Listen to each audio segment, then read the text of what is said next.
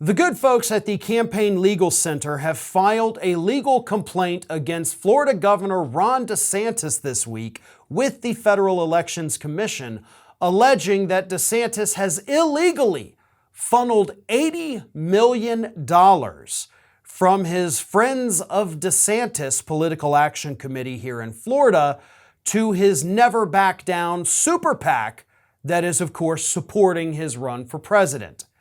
And to spare you the intricacies of campaign finance laws, let me put it this way. We discussed this, by the way, when Donald Trump first announced he was running for president, that he had this big campaign war chest in his PAC that he wasn't legally allowed to touch because it wasn't a federal super PAC.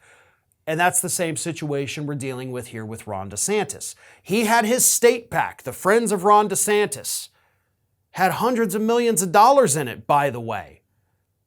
But when he decided to run for president, he was no longer allowed to touch any of that money, including transferring it into his new super PAC that he created for his presidential run.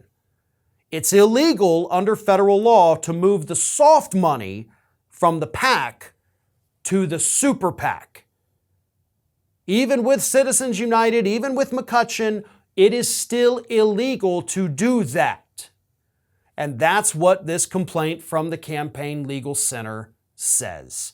DeSantis illegally moved $80 million. He can't do that. Please, for the love of God, somebody at the FEC wake up and realize that we have people out here breaking campaign finance laws and y'all are asleep at the wheel.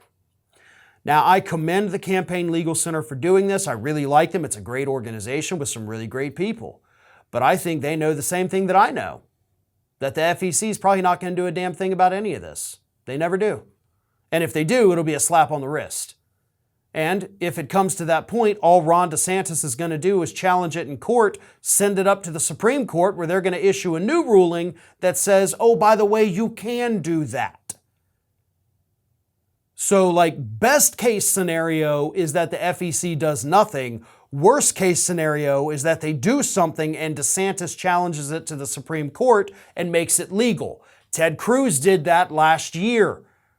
Basically got rid of the limits to what a candidate can be reimbursed that they loaned to their campaign because he took it to the Supreme Court. The Supreme Court overturned it, and now candidates can loan themselves or can loan their campaign unlimited money and pay themselves back unlimited money instead of the $250,000 cap that had been there.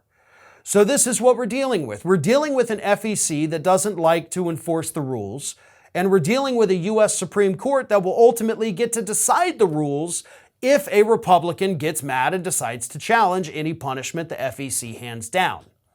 So I know this sounds a bit like a complicated story here, but this is what we're dealing with. Ron DeSantis, it appears based on the evidence, has clearly violated these campaign laws, and nothing's going to happen to him, or something does happen to him, and the Supreme Court decides to break the entire system, which basically means no holds barred on any campaign finance issues for everybody else moving forward.